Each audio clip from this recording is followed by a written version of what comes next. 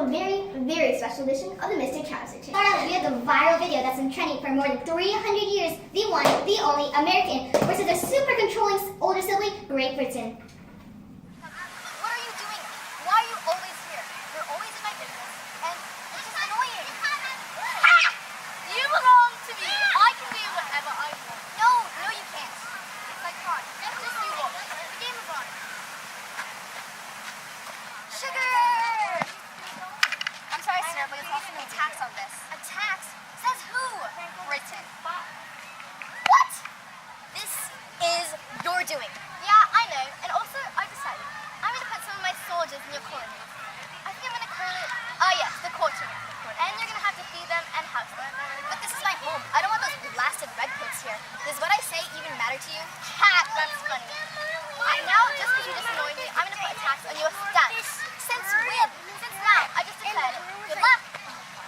What is this outrage? I can't live like this. I have no say in these taxes, these acts, no representation. This is unbelievable. Frankly, you deserve the treatment for boycotting my goods, which, by the way, hurt my well-established trade. You're just so rebellious. What can I say? I'm a rebellious person. Listen, just try not to do anything troublesome, okay? I have to go out for a bit. I have a bone to pick with friends. Alrighty then. You did it! I'm gonna place this toll glass on you until you pay back the tea, buddy. Well, guess what? I'm gonna declare independence. So take that, buddy. France! Oh, France! I need help with my revolution. Me? Yes, you! You're just a ragtag volunteer army in need of a shower. When was the last time you guys took a bath anyway? Insignificant. I am worthy of assistance. Did you see my glorious victory at the Battle of Saratoga? A true turning point in this war? Yes, that was very impressive, but even if I wanted to help, I'm broke. Well, it's against England. Well, my entire life savings in a fully armed battalion. Let's go!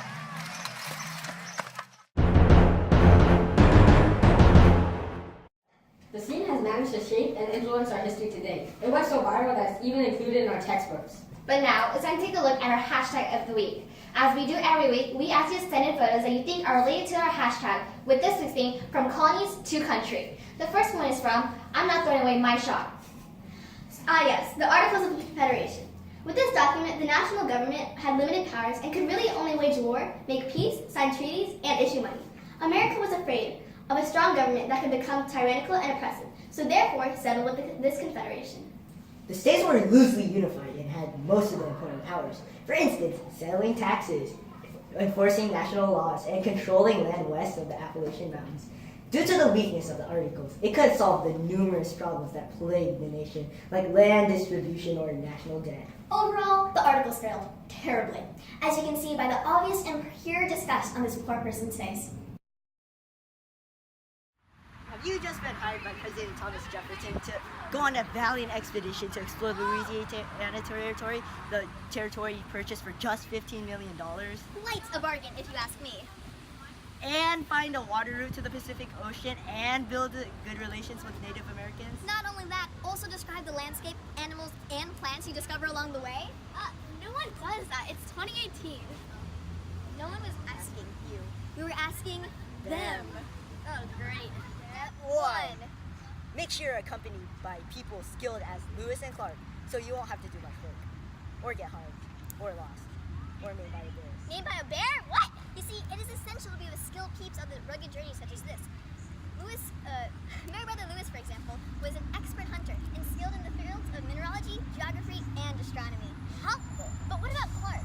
He was tall and buff, and he had military expertise. Next. Step 2. It is crucial, very crucial, to become friends with the Native Americans. If not, you will most likely perish. Tragic. Very tragic. Luckily, Lewis and Clark were friends with Pocahontas. Wrong time period, man. It was Sacagawea. Get it right, buddy. Sacagawea was a Shoshone woman whose language and knowledge of terrain came in handy a lot, alright? So her and the people from her tribe helped explorers cross the treacherous Rocky Mountains. Finally, step 3. Try not to perish. Bye. Good luck. Wait, that's it? Now it's your turn to explore the great unknown. I can't do this on my own. See you later. That's right, we'll be broadcasting live a battle between the North, the South, and the West as they destroy each other over the topic of states' rights. Now this is going to be one heck of a throwdown. Yeah. We in the North are strongly against selling land cheap prices. All it does is steal away our workers to some land of hopeless opportunity. And I know that the West will agree with me when I say this. Internal improvements such as the building of roads and canals are a fabulous idea that we strongly support. Ultimately, good transportation would help deliver goods to Western markets and bring back raw supplies and materials to us. It's a win-win. Knowledge dropped. Boom. Shakalaka. Ha! Hold it! We all know that these internal improvements of yours only benefit the North and the West. What about us? We are excluded from and the money for these improvements come from increased tariffs placed on our goods. Everyone knows that you only support tariffs because it makes foreign goods more expensive, stealing our customers, making everyone want to buy your weird American goods. And you know that how much we depend on our foreign trade. And plus, like, why get American tea when you can get classy, fancy British tea? Okay, you're in an economic slump. We get it. But come on. Our tea is obviously better. You're so old school with your cotton plantations and everything. Using slave labor. Let me say that again. Slave labor. Talk about immoral. You're immoral. You're immoral. We're leading America down a more industrialized and advanced path for the better. Also promoting freedom and liberty. Get with the program, Cotton Man. But Yeah, get with the program, Cotton Man. that's it. Fight. Man, that was interesting. I wonder if the South won. As if. Now, enough of that dark talk. Time for my favorite segment. Oh my snaps, guys!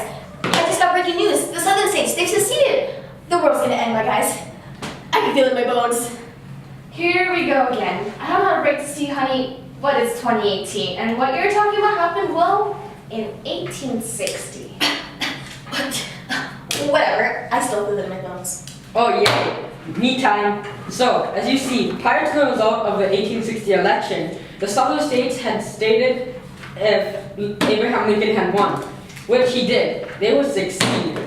They had argued that because the states had entered the Union by their own accord, they could also leave on their own accord. And let me tell you, Lincoln was not happy about this. With Lincoln entering the office, the Southern states saw this as a threat to their daily lives, slavery, and therefore succeeded. Hey guys, I'm back. Did you miss me? Sorry, let's get some popcorn. Anywho, today, finally, we have a highly requested news segment just for our non-existent viewers. The history behind the insignificant. Today's item is blackberry juice. Blackberry juice? Honestly, I'm a rare fruit punch type of person. Yeah, me too. Apple juice is the way to go. Come on, guys, don't tell me you don't know what blackberry juice is. It tastes kind of gross. You see, the real importance of blackberry juice was that it was used to paint the very first flag, although crude, of California during the war with Mexico. Oh yeah, that makes sense, I think. But I have some input too. You see, the War of Mexico was actually quite a controversial war in the United States. People questioned the president, James Polk, as to why this war was being called in the first place. People suspected that it was for selfish reasons, like just to gain the Mexican territory. The war initially started with one sneaky Pope sending a message to Congress stating that Mexico had shed American blood upon American soil. What he didn't tell them was that he had stationed his troops on disputed territory, which prompted Mexico to attack. Talk about shady. Now, ladies and gentlemen, let's switch it up to a much anticipated review for the new movie, Cowboys versus more Cowboys, the final saga, the final throwdown, the final frontier. Wild Willie going through the plains, saving towns and going bang bang, Oh, Wild Willie, do you face any hardships whatsoever, living in the harsh and unruly frontier with its numerous tours and driving boring lifestyle? No. Wild Willie! I know I do all my speaking. This film is going to be a disaster. That's because it is. That's true. That's exactly what I was thinking, Jen.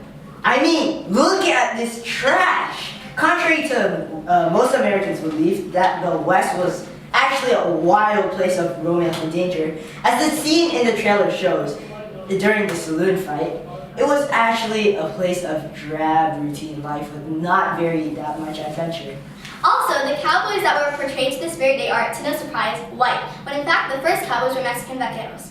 And as much of you may not believe it, the vast majority of cowboys back during the late 1800s were actually African Americans and Mexicans. In addition to this, media today have created the impression that the villains of the Wild, Wild West were the Native Americans. However, the many misunderstandings and disagreements and disregarded treaties that led to the broken trust were overlooked and just portrayed the Native Americans as the ultimate bad guys, which is quite Unbelievable. Yes, sir. So guys, thanks for tuning into our 252nd anniversary of our Mr. Trousers channel.